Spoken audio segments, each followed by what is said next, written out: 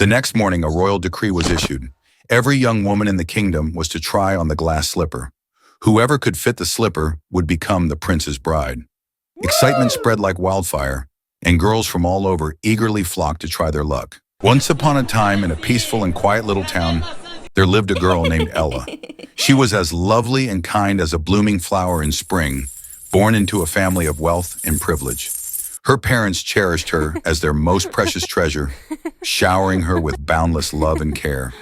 Under their gentle protection, Ella's childhood unfolded like a sweet, melodic symphony, filled with laughter and joy. But life, as it often does, took a sudden and tragic turn. Ella's mother fell gravely ill, and despite the family's tireless efforts to find a cure and care for her, they could not prevent her passing. Her mother's death cast a dark shadow over what was once a blissful household, leaving a profound void in Ella's life. Grieving for his young daughter, who now faced the world without a mother's love, Ella's father decided to remarry, hoping to bring warmth and comfort back into her life. He took a new wife, who came with daughters of her own. At first, the stepmother and her daughter seemed kind and welcoming, wearing pleasant smiles and speaking gentle words.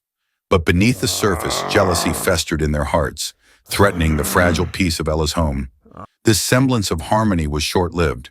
Fate dealt Ella another cruel blow when an unforeseen tragedy took her father's life. In an instant, Ella lost her last source of love and protection, leaving her adrift in a sea of despair, alone and vulnerable. With her father gone, the stepmother revealed her true nature. She turned cold and cruel, treating Ella not as a family member, but as a servant. The stepmother, along with her daughters, stripped Ella of her fine clothing and dressed her in a tattered gray garment. Mocking her relentlessly, they relegated her to the kitchen and burdened her with all the household chores. The kitchen became Ella's entire world. She had no proper bed to rest in and was forced to sleep by the hearth, curling up among the ashes each night. Over time, soot and cinders clung to her, making her appear dirty and disheveled.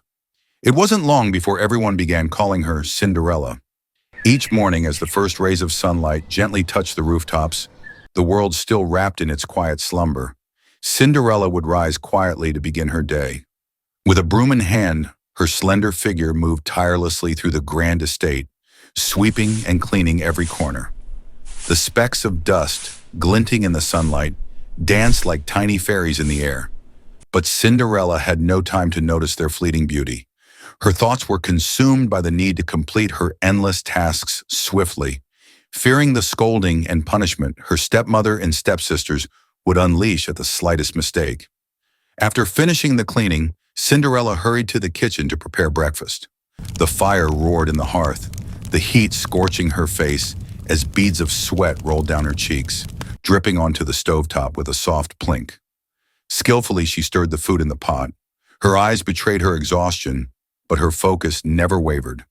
Once breakfast was ready, she carefully carried the dishes to her stepmother and stepsisters, while she herself retreated to the corner of the kitchen, quickly eating a few scraps of leftover food. After breakfast, a mountain of laundry awaited Cinderella. Behind the estate ran a crystal-clear stream, its gentle flow creating a soothing melody. She soaked the clothes in the cool water, scrubbing them vigorously with her hands.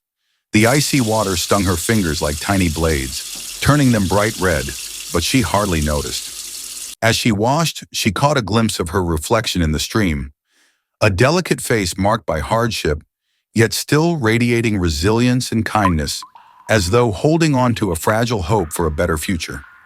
By afternoon, the sun blazed fiercely, and the ground seemed to bake under its relentless heat. Cinderella was sent to the garden to pull weeds. The vibrant flowers in full bloom filled the air with their sweet fragrance, painting a scene of breathtaking beauty.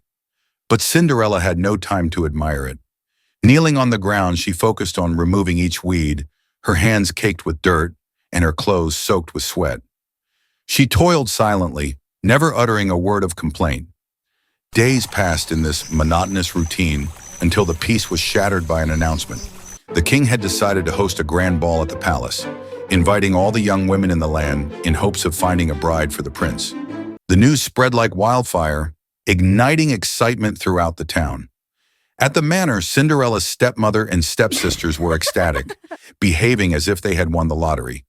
They eagerly began their preparations, dreaming of catching the prince's eye and ascending to the lofty status of royalty. The stepmother spared no expense, commissioning an extravagant gown for her daughter. Made from the finest silk, it was as soft as a cloud to the touch. The dress sparkled with countless gemstones, each one reflecting dazzling light like stars in the night sky. Delicate lace trim added an air of elegance and sophistication. Her daughters busied themselves in front of the mirror, trying on jewelry and shoes, each piece eliciting a smug smile of satisfaction. Watching their frenzied preparations, Cinderella felt a pang of sadness, her eyes welling with tears. How she longed to attend the ball herself. Summoning all her courage, she pleaded with her stepmother to let her go. The stepmother sneered cruelly, "You don't even have a proper dress, let alone know how to dance. What makes you think you could go to the ball? Don't be ridiculous." But Cinderella refused to give up and continued to beg. Annoyed by her persistence, the stepmother devised a plan. She dumped a bowl of peas into the ashes and said, "If you can pick out every pea in 2 hours, I'll let you go." With that, she and her daughters swept out of the room. Left alone, Cinderella stared at the pile of ashes and peas, feeling utterly defeated and helpless. Just as despair began to consume her, an old woman appeared out of nowhere. Dressed in a worn cloak, her face was etched with deep wrinkles from years gone by, yet her eyes were warm and full of kindness, as if they could see through all the world's suffering. With a wave of the woman's hand, a miracle occurred. The peas separated themselves from the ashes and arranged neatly in a pile. Cinderella's eyes widened in astonishment at the sight. The old woman smiled and said, "My dear child, don't be sad. I can help you go to the ball." With another wave of her wand, Cinderella's tattered clothes transformed into a breathtaking gown. The dress shimmered like a moonlit lake, adorned with intricate embroidery that seemed to be spun by magic itself. The old woman then produced a pair of glass slippers, placing them gently at Cinderella's feet. The shoes sparkled in the light, radiating a rainbow of colors, so beautiful they took her breath away. Cinderella stared at her reflection in disbelief, tears of joy streaming down her face as she thanked the old woman profusely. The woman, however, spoke sternly, "You must leave the ball before midnight. When the clock strikes 12, the magic will fade and everything will return to how it was." Cinderella nodded solemnly, promising to obey. With another wave of her wand, the old woman conjured a golden carriage from a simple pumpkin. Mice transformed into majestic, muscular horses, and a clever little lizard turned into a stately coachman. Cinderella, her heart a mix of anxiety and excitement, climbed aboard the carriage and sped toward the palace. By the time Cinderella arrived, the ball was already in full swing. The grand hall was dazzling with glittering lights and opulent decorations. Nobles dressed in magnificent attire moved gracefully across the dance floor, like regal butterflies. The elegant music flowed like a gentle stream, weaving through the room and creating an atmosphere of pure enchantment. Cinderella hesitated as she stepped inside the hall, her heart pounding. Her entrance was like the sudden appearance of a brilliant star streaking across the night sky. All eyes turned to her, captivated by her radiant beauty and graceful demeanor.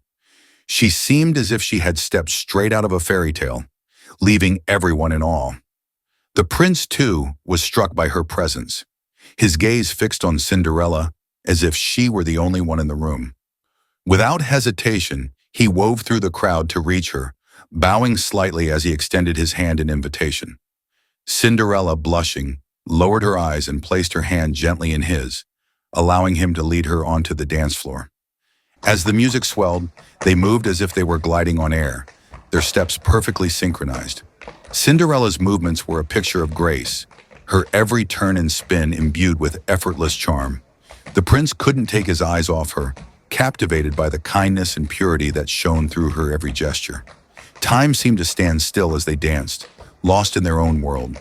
It was as if the grand hall, the music, and the crowd had faded away, leaving only the two of them in a magical, dreamlike moment. For Cinderella, the night felt surreal, like a dream too beautiful to be true. But all too soon, the reality of time intruded. The clock was edging closer to midnight, and Cinderella remembered the fairy godmother's warning. Panic flashed across her face as she glanced at the towering clock, its hands nearing 12. Breaking free from the prince's grasp, she turned and ran, her heart pounding with urgency. The prince, stunned by her sudden departure, hesitated for only a moment before giving chase. Yet Cinderella was swift, disappearing into the throng before he could catch up. Cinderella raced down the grand staircase, the echo of her crystal slippers ringing against the marble floors. Just as the final stroke of midnight sounded, the magic unraveled. Her exquisite gown faded back into tattered rags, and the magnificent carriage returned to a humble pumpkin. Only one delicate glass slipper remained as she fled into the night, leaving behind the other where it had slipped from her foot. When the prince reached the castle gates, all that greeted him was the lone glass slipper. He knelt to pick it up, gazing at it with a mix of sorrow and determination. Though he knew nothing of her identity, he vowed to find the mysterious girl who had captured his heart. The next morning, a royal decree was issued. Every young woman in the kingdom was to try on the glass slipper. Whoever could fit the slipper would become the prince's bride. Excitement spread like wildfire, and girls from all over eagerly flocked to try their luck. Yet no one's foot fit the dainty shoe.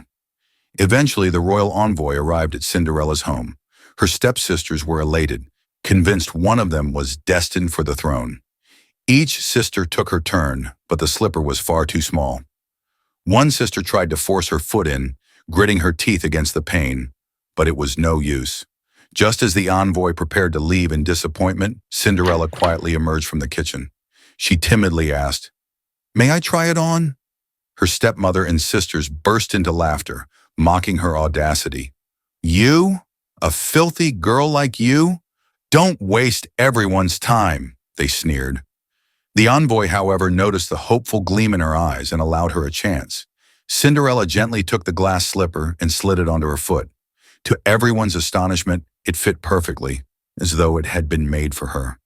The envoy's face lit up with joy, and he hurriedly escorted Cinderella to the palace.